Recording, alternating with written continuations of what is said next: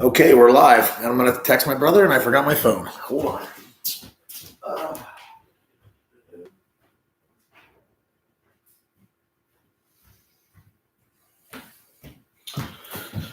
All right, let me text Jesse.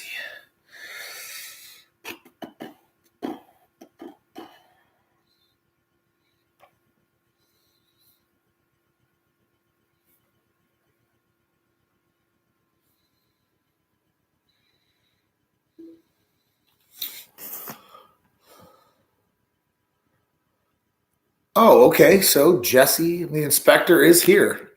Jamie Big Rig in Minnesota. Wow. Okay, so we got some folks in here. Welcome, everybody. How's it going today? We're doing a little bit of a test stream.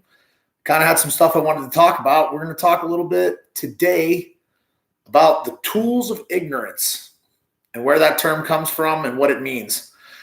How do I make someone a mod first and foremost? Can anybody hear me? How's the audio? Do I need to speak up?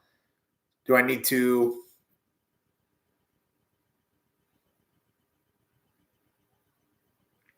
How's the light? All right, Jamie Big Riggins shows me the big thumbs up saying that the audio is good and the sound's good and the light is good. Let me figure out how to make somebody, because Jamie Big Riggin is definitely going to get a wrench. We've been doing some, I don't know how to do it.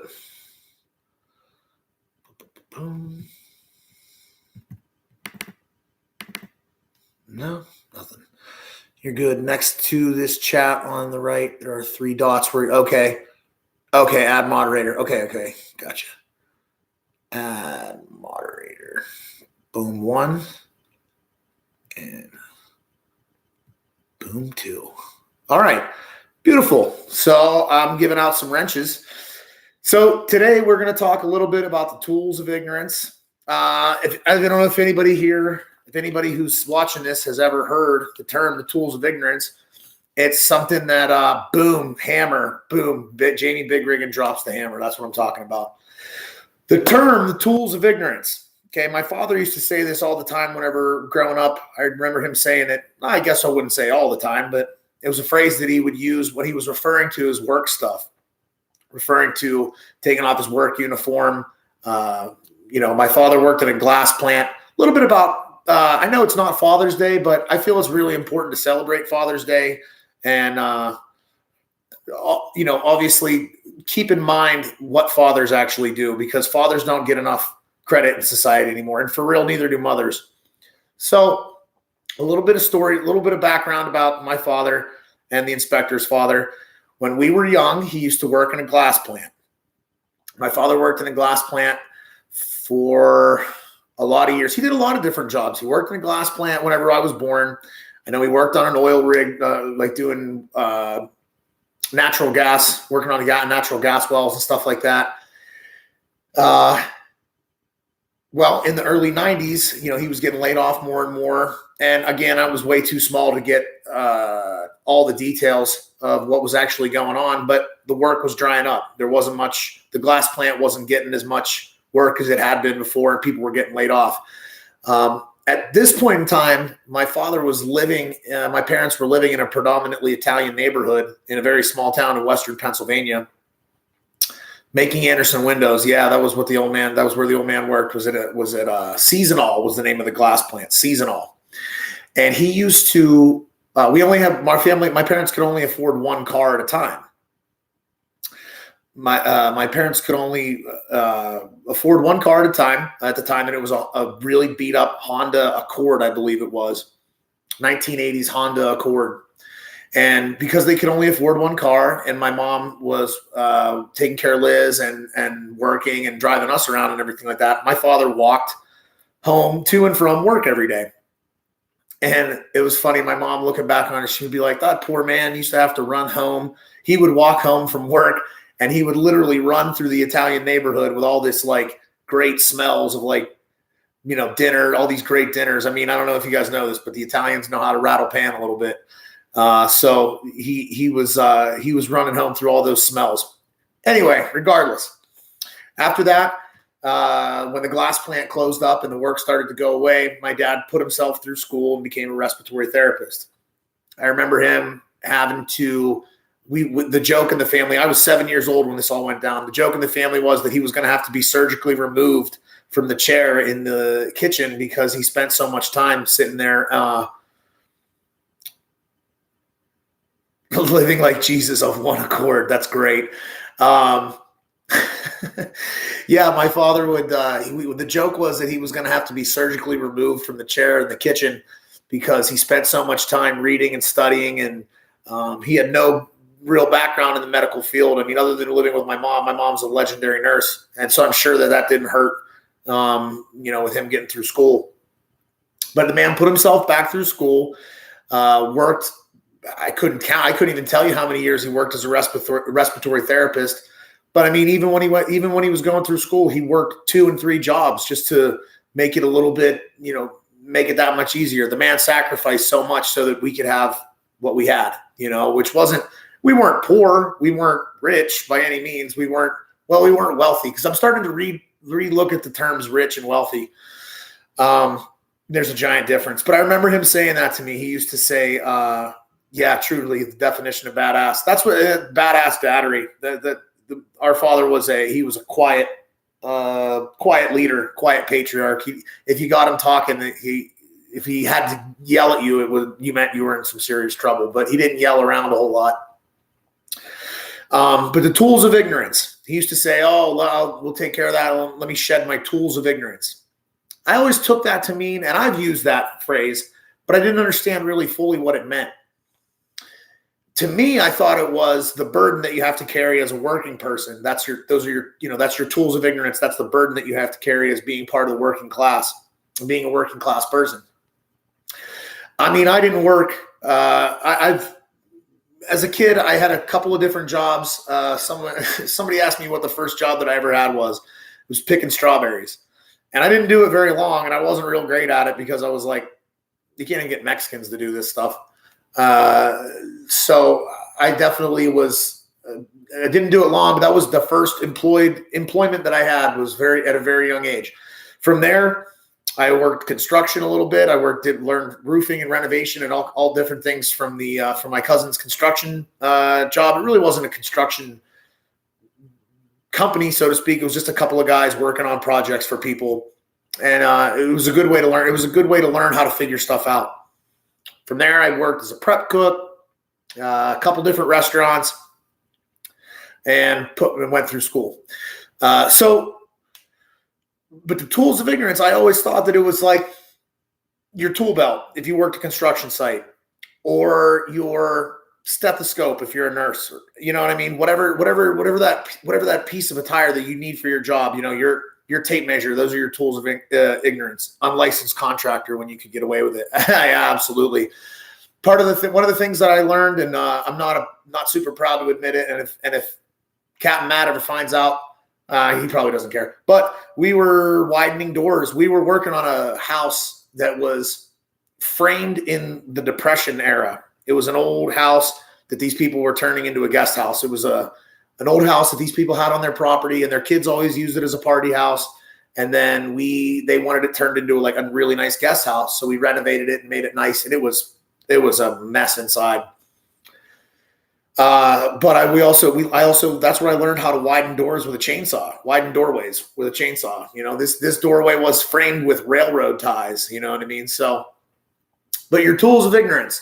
So that's to my mind, that was the yoke, the collar, the whatever you would have to carry, being a working person. But the real origin of the term tools of ignorance is so much deeper, and I've only recently just found out.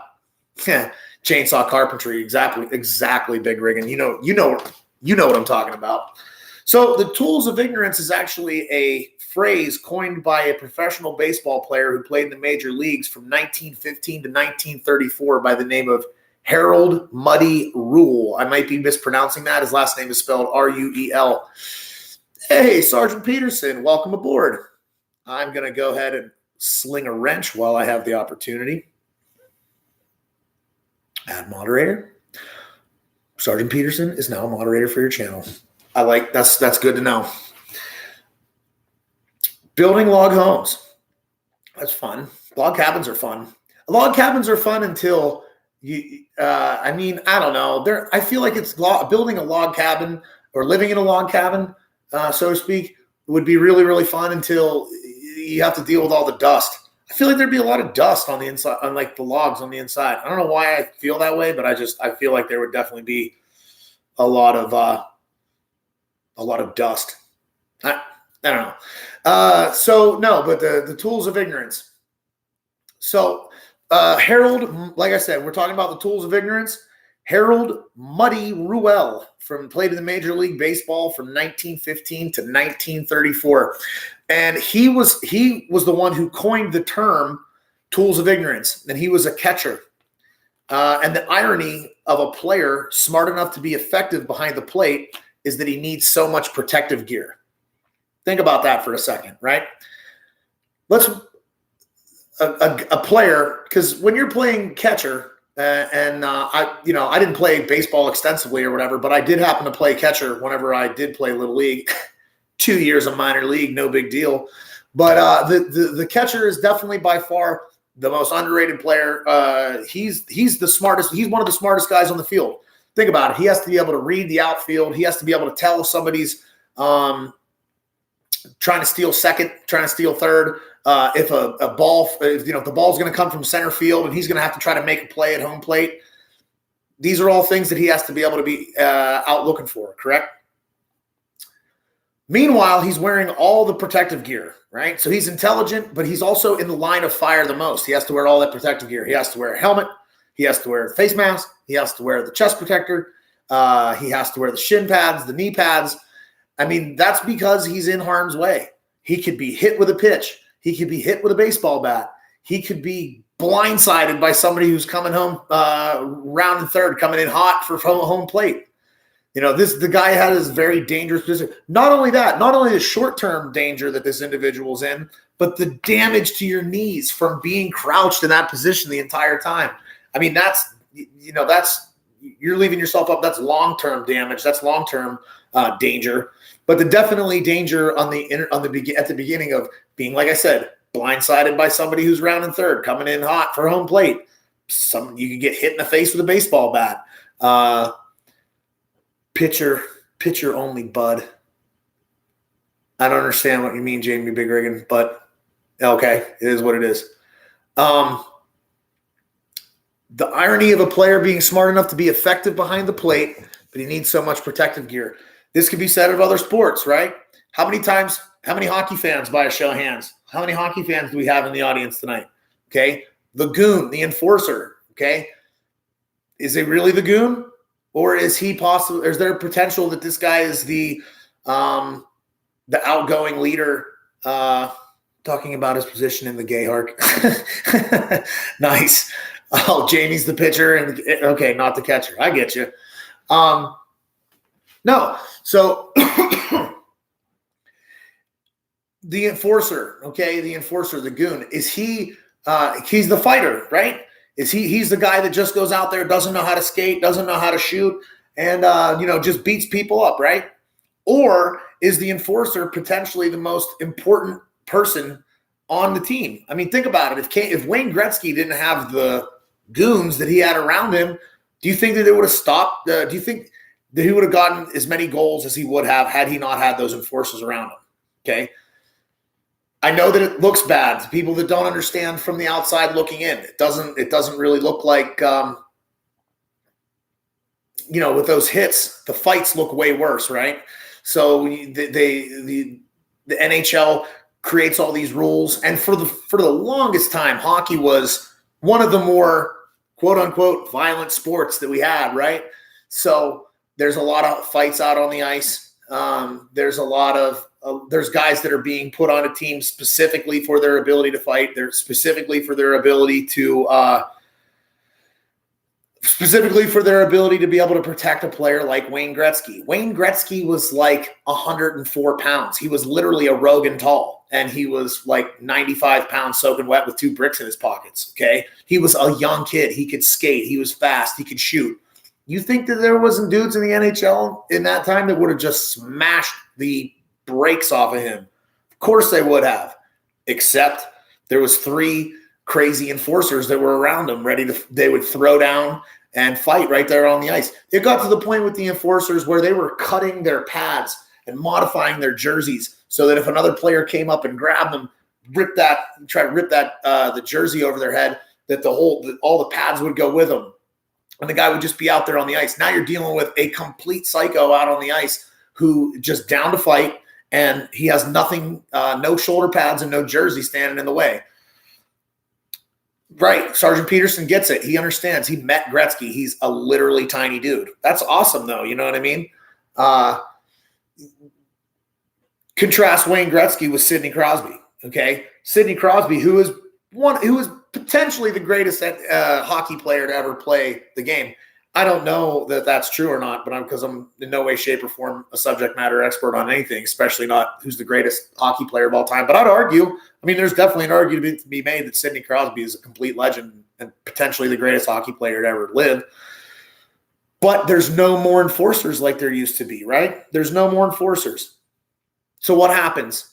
You get guys like Sidney Crosby getting cross-checked, okay, getting put in the boards, getting smashed, right? There's no incentive.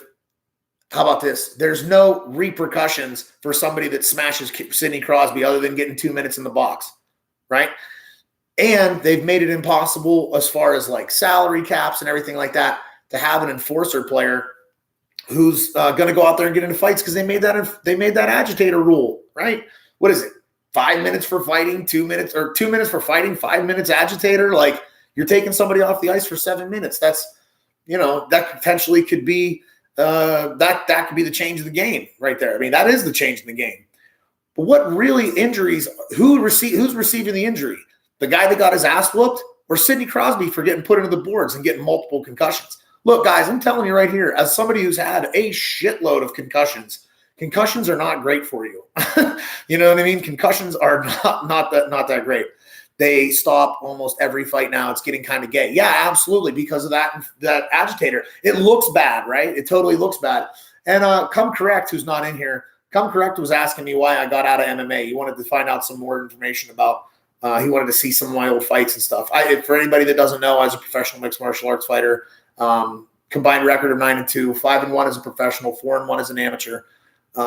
Never fought anybody super big, never fought on any big platforms, but I fought a guy who was a UFC veteran.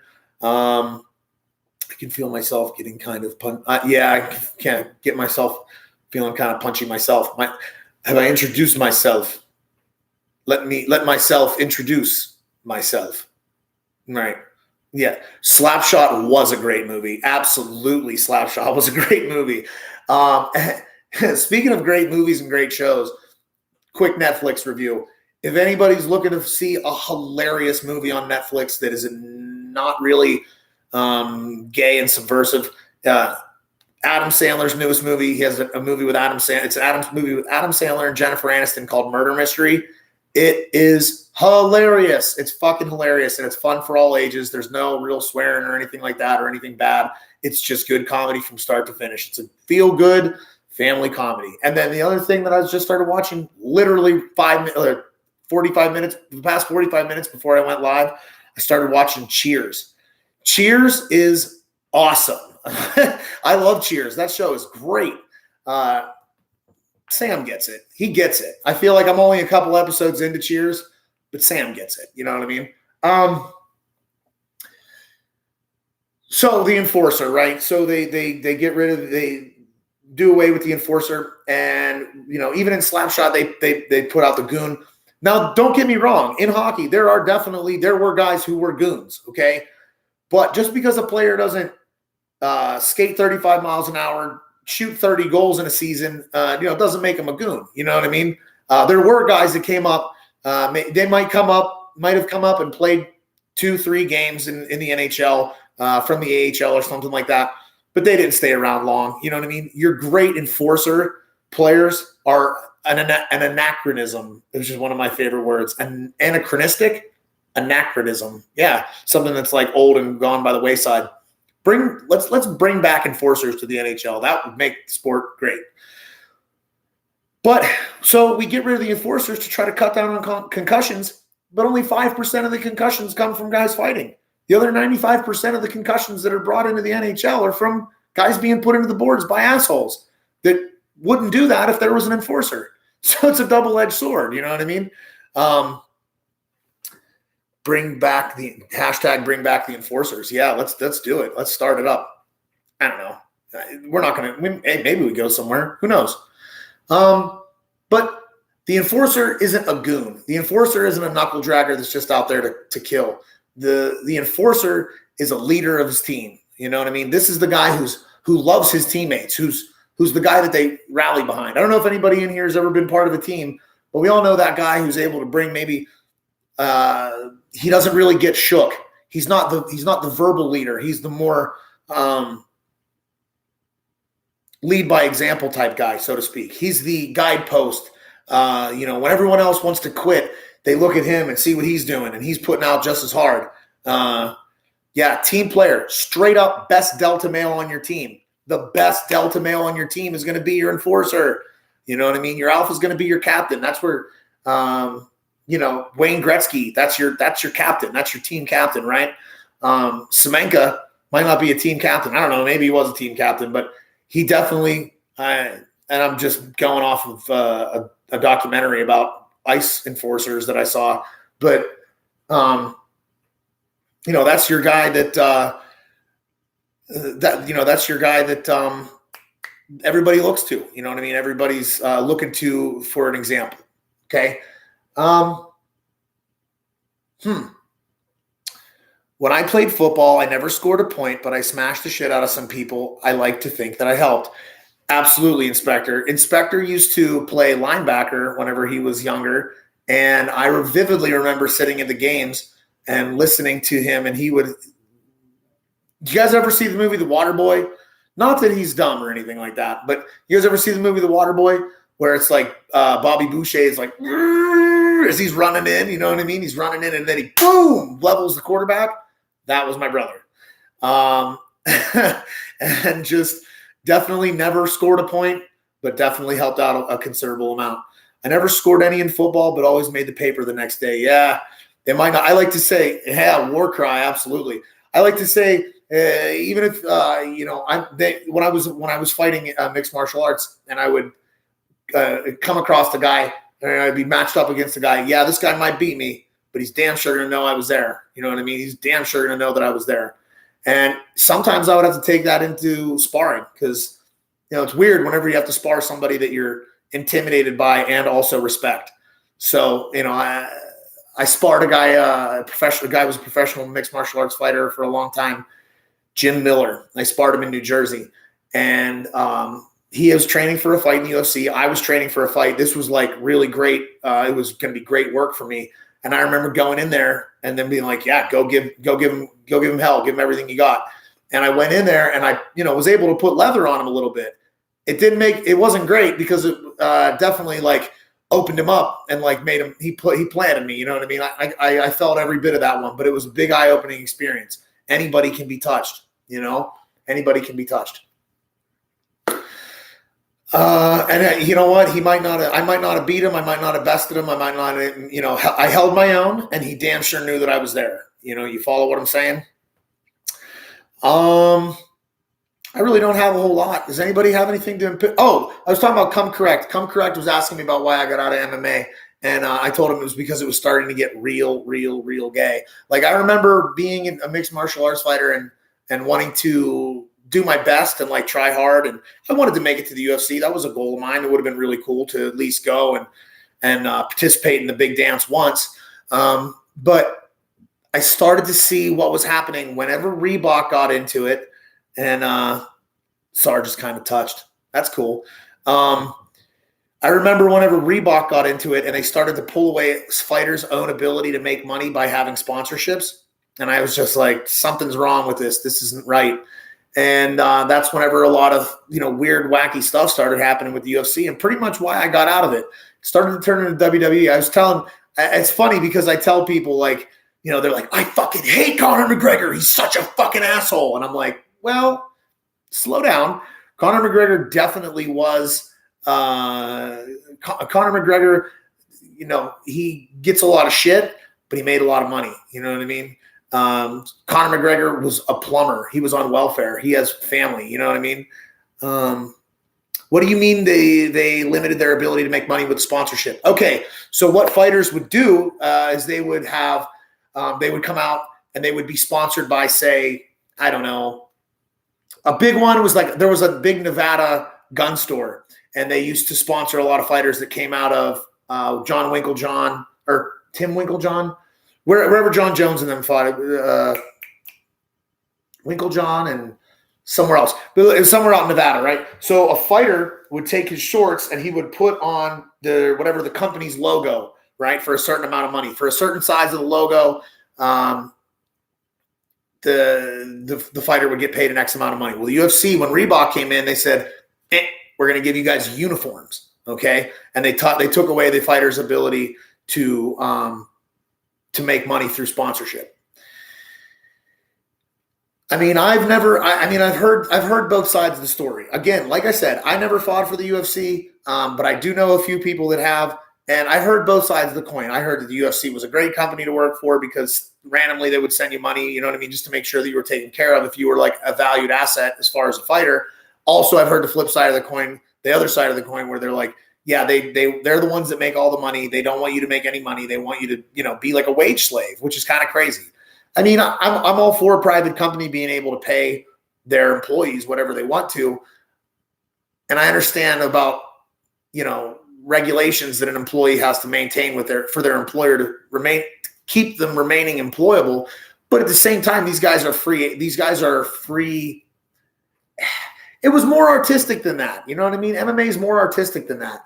And it's a mishmash of personalities from, quiet guys, quiet religious guys to guys that were with the crazy blonde mohawks on The Ultimate Fighter saying literally the stupidest and gayest thing I've ever heard in my entire life. Let me bang, bro. He's all drunk and he's like, let me bang, bro. I just want to bang. Talking about getting in the ring and banging it out.